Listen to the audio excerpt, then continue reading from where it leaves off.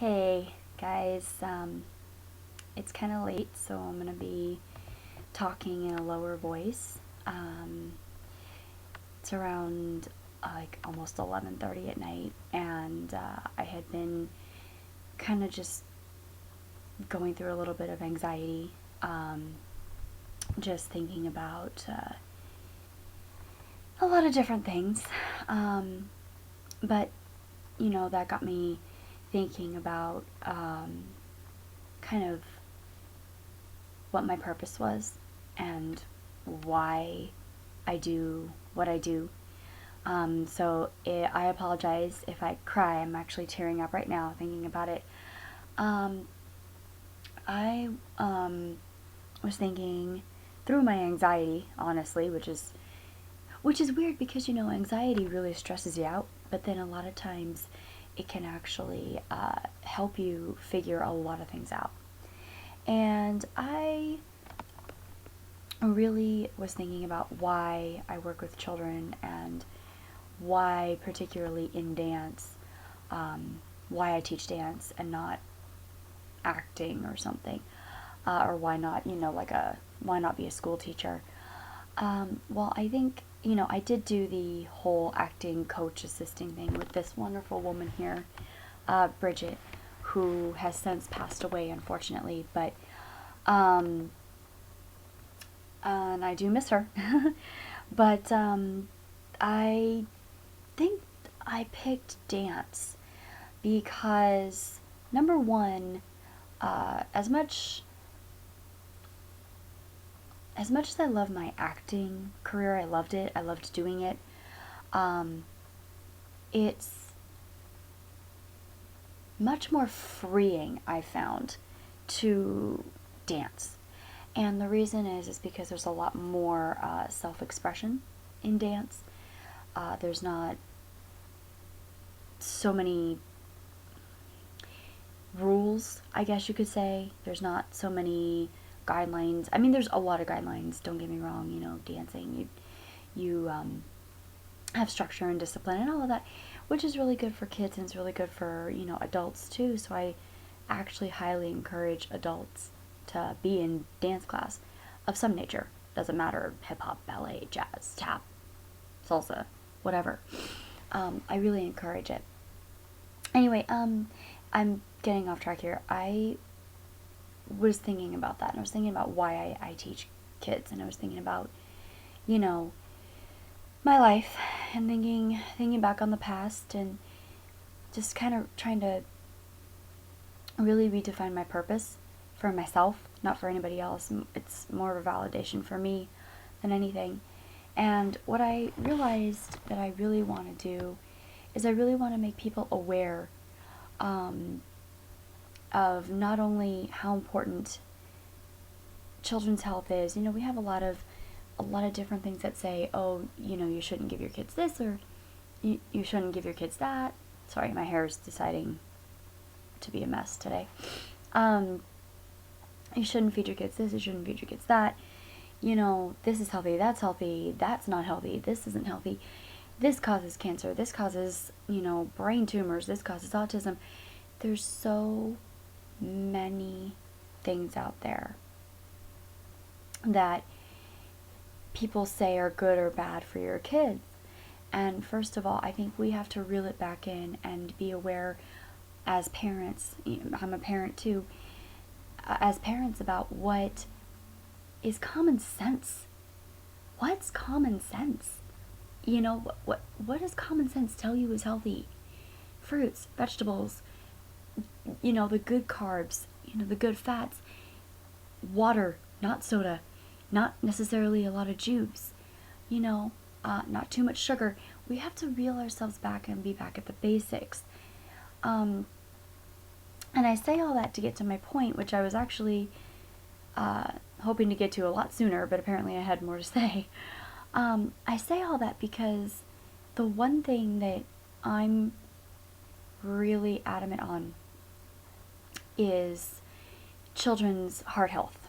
And those of you who know me, who are watching my YouTube channel, And I really hope, by the way, that you guys all watch my YouTube channel, all my friends, and you lead your friends and your family to watch my YouTube, because I am gonna try and do more videos on this and other things, and I already do stuff online on Facebook for my dance academy.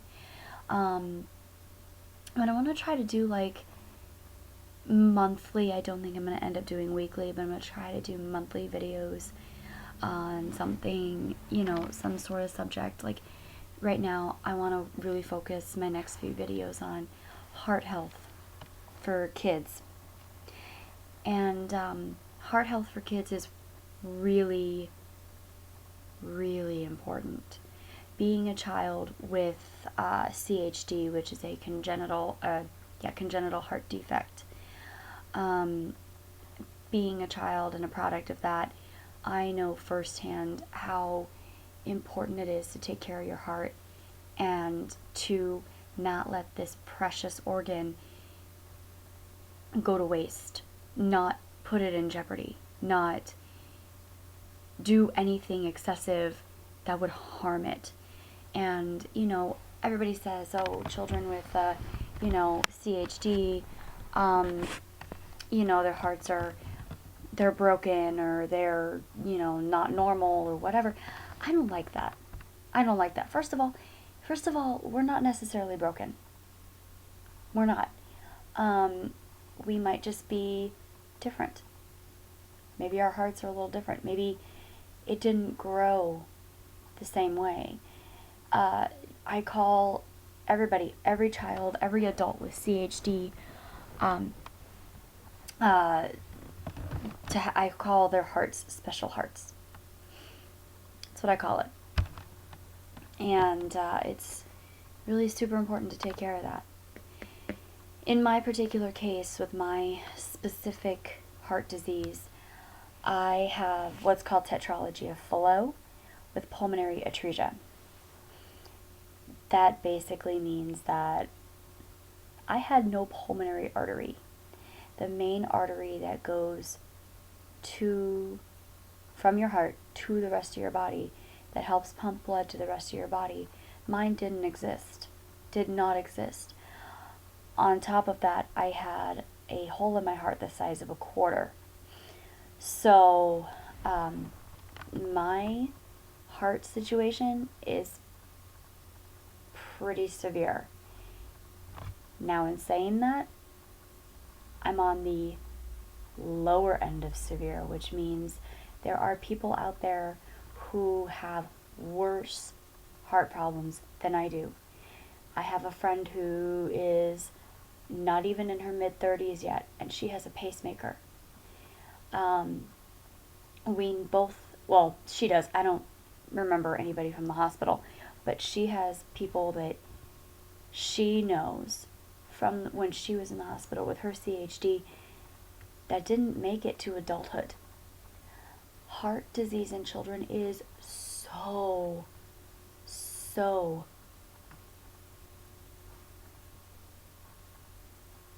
awful. I mean, there's many different words. That was not the word that I wanted. There are other words that I had in mind, but it's so traumatizing. And it's heart disease in general, particularly of women, is the number one killer of women. And I think it's just the number one killer in general. I could be wrong on that, so please don't quote me. But heart disease is awful, you guys, and it's scary, and it's real. And the thing is, when you are born with CHD, there isn't anything you can do about it. Okay, with my particular case, there is no genetic connection to anything. Nobody else in my family has heart problems. I'm the only one with a heart problem. I'm the only one. And I have a son who does not have heart problems. He has asthma, but he doesn't have a heart problem. Nobody else in my family has a heart problem. Not on my dad's side, not on my mom's side. No one. I'm the only one. And there's no rhyme or reason for why I got what I got. None. you know, a lot of children with CHD, there's no rhyme or reason. Now there are, you know, genetic reasons and stuff, and I don't know which particular diseases are connected with connected with genetics, or I don't know any of that. I'm not an expert on that. All I know is we have to be aware of it. And if you're aware of it and you're able to educate your child on it and able to get them to my phone never stops going off. You are able to get your child to understand his or her heart condition, or you're able to understand your condition, then it's so much better. And I'm talking specifically for kids though. Adults, we as adults understand what's right, what's wrong, and whether we do it or not, that's on us. Okay, that's on us. With children, as adults, we have to be responsible for them, and we have to help them. So in my next video, I'm going to talk really a lot about heart health and about what I do to try to stay healthy, and a little bit more about my disease and what they did to fix it, and what I'm currently doing to keep it so that my heart is healthy. I am on medication. I am lucky. I'm only on one medication. One. It could be so much worse. And I had this realization this week talking to my friend whose heart problem is so much worse than mine. I had that realization today. Or not today, but this week. And I want to say how lucky I feel, because mine, as severe as it was on the lower end of severe. It could have been a lot worse. So, like I said, my next video, I want to touch base more on what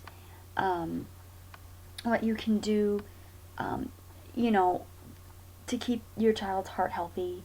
And I'm going to update you guys on certain other things as I research and other information about that. And I really want to touch base on programs for children with congenital heart defects. I want to talk to you about this wonderful camp that I love and, I've raised money for before. I love this camp. I'm going to bring that up next time as well. We're going to talk a lot about that. I'm going to make several videos on this. So this was a much longer video than I intended, but I wanted to just get that out there. I wanted to just talk to you guys a little bit about that. And next week I will get more in depth into my specific disease and, like I said, how everything went when I was on the operating room table 3 different times. So, I believe that's it. It's really late. It's now 11:30, and I won't make you guys stay up so late. I'm going to go ahead and get going. I'm a bit of a mess right now, so I apologize for my hair and the no makeup. But I hope you guys keep watching my YouTube, and I hope you guys find my videos helpful. And you are welcome to ask any questions. I will check the comments. Ask any questions that you want. I will also put a link at some point up to my my studio, my academy YouTube, so you can watch the videos of my babies, my kids, and my students performing at different events. Alright, thank you guys so much, and I look forward to making another video for you guys soon. And yeah, have a good night, guys.